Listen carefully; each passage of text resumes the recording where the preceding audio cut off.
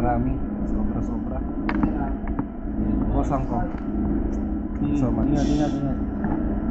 Yes, makakauwi na rin. Yan no, ganyan. Ganyan lang. Okay. Pero kahit sumobra yan, pag tinakbo mo naman, tatapon. Let's go! We're going home. Let's go. Alright.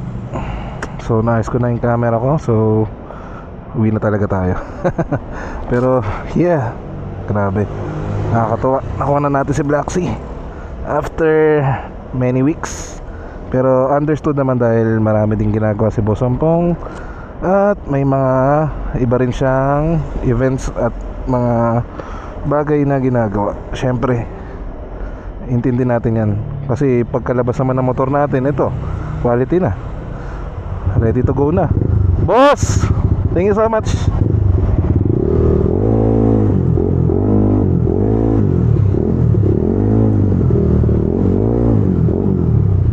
Grabe yung ugong ng motor ko lalo ngayon. Yeah!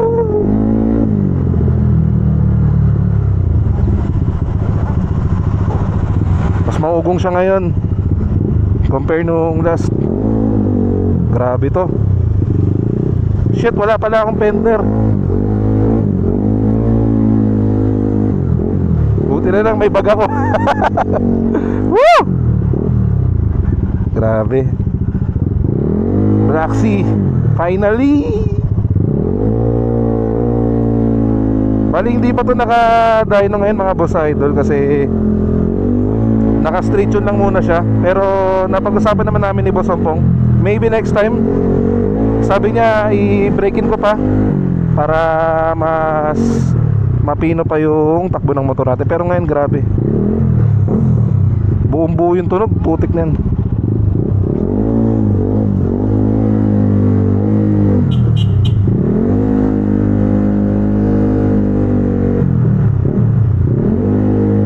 Tapos naka UMA quick throttle na rin pala tayo ngayon. Meron na rin COSO, temp gauge at R button.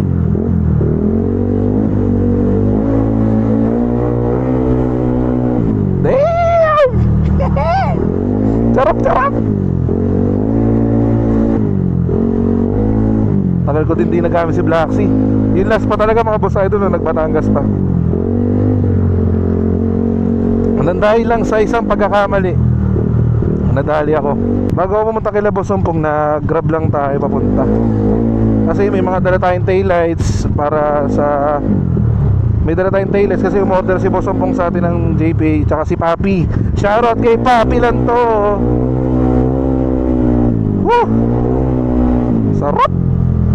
Para mas ma-RPM siya ngayon kaysa yung unang nung nakuha natin si Black Sea nun. Mas maano siya ngayon, mas ma-RPM siya, pero lakas ng nararamdaman ko na siya. Tsaka medyo mas maano na yung throttle natin, hindi na ganun ka-loose yung pagpiga, kasi naka quick throttle na siya. Hindi na siya yung mag-aalangan kang ipiga, kasi naka-stock na quick throttle pa lang ako nun eh.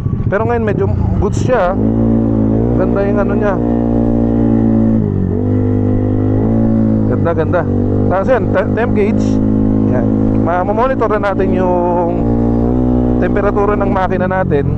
Yan, kinagandahan. Tsaka hindi na tayo problema sa battery, kasi nagpalit na tayo ng lithium. So max squared battery. Shoutout kay Boss Ozzy Nibara, o kaya sa SP Moto Hub. Yan, naka lithium battery na tayo. Although naka lithium battery naman na ako before, yung RCB, kaso nabibitin talaga eh. So kaya kailangan ko ng mas mataas na CCA, kung hindi ako nagkakamali, para one click lang lagi kapag nag-push start. So siguro dadalhin ko pa rin yung pang jump start ko para para in case, di ba? Hindi natin masasabi. Pero yon, mas okay na to ngayon. Tsaka sinabi naman ni Boss Ampong na hindi na siya katulad nung nakaraan, na to the point na kailangan pang i-jump start. Yan.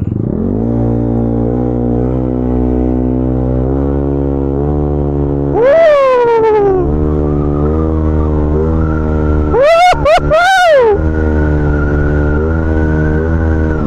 grabe yung ano, RPM, putik na yan. Woo! Wow.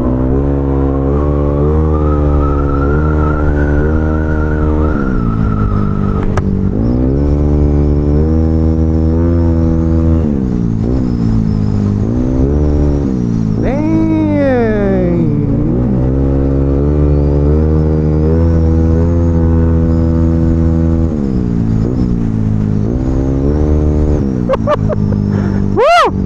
Kinikilabutan ako. Damn!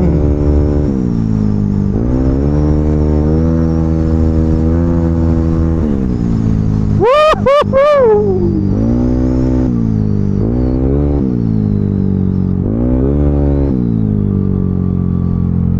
Iba ang saya.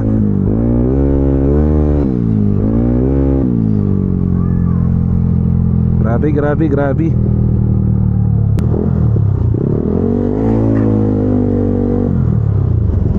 Hanggat maaari, stay away talaga sa basa. Wala pa naman akong dalang karton.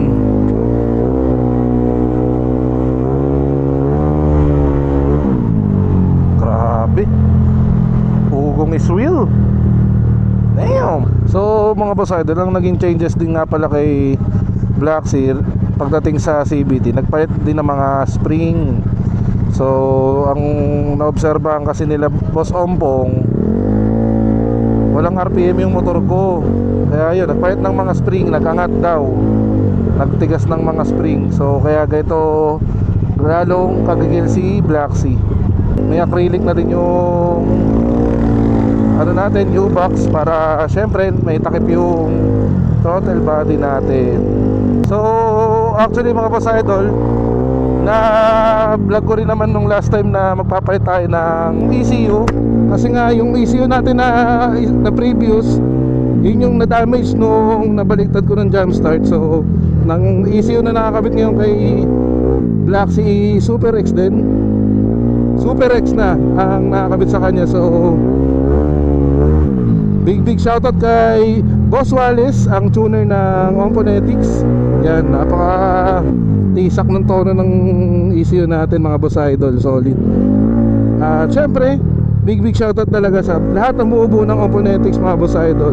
Boss Ompong, Boss Sangko, Boss Wallace, yan. You hear that? You hear that? Woo! Grabe RPM. Kaya sobrang salamat talaga sa Omponetics. Grabe. Kailangan mo na talaga ng patience. Pero kasi pag natapos na yung motor mo, tulad nito ngayon, napakasarap niya ng gamitin talaga. Napaka-solid na ng ano, ng before and after. Diba? Yun o. Pero galit na galit eh. Thank you.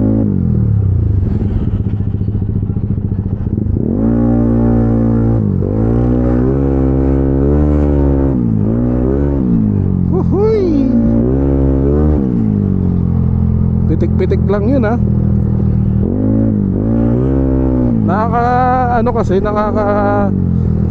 Nakaka-satisfy yung tunog niya kapag pinapunit mo talaga. Hindi ko naman siya inahataw, pero ano, yung feeling na umuugong yung motor mo, ang iingay. Actually mga boss idol, isa rin yung sa mga gusto ko, isa rin yung sa mga dahilan kung bakit na ako nagpakarga ng motor. Kasi dati pa na mahilig na ako sa mga maiingay na tambucho. Hindi naman ako nag-open pipe, puro power pipe, JBT, MTRT. Mahilig na talaga ako. So paano pa tong version 4 na JBT? Shark tip, mas maingay. Sa mga susunod na tambike, makikita nyo na si Black Sea mga boss idol. Ito na siya. Tagal ko rin itong inintay mga boss idol, sobra. Sobrang tagal kong na-miss. Sobrang na-miss ko si Black Sea mga boss idol. Kaya yun, at least dito na siya. So okay na ulit, you know. Let's go. So mga boss idol, hindi ko na namalayan, lobat na pala yung camera ko kanina. So yun, nakabi na tayo. Nata tayo ulit sa Dope Garage. So finally, ito na si Black Sea. Dito na siya ulit. So okay na. So big shoutout sa lahat ng bumubuo ng Omponetics, kay Boss Ompong, Boss Wallace, Boss Anggo, at sa iba pang bubuo ng components. Maraming salamat sa inyo mga boss. Nakauwi na yung motor ko. Nakauwi na si Black Sea. So, yun lang mga boss idol. Sana ma-enjoy nyo tong video na to kapag na-upload ko na to sa Facebook. So, hanggang dito na lang mga boss idol. Ingat kayo palagi. Ride safe. Let's go! Black Sea is home. Let's go!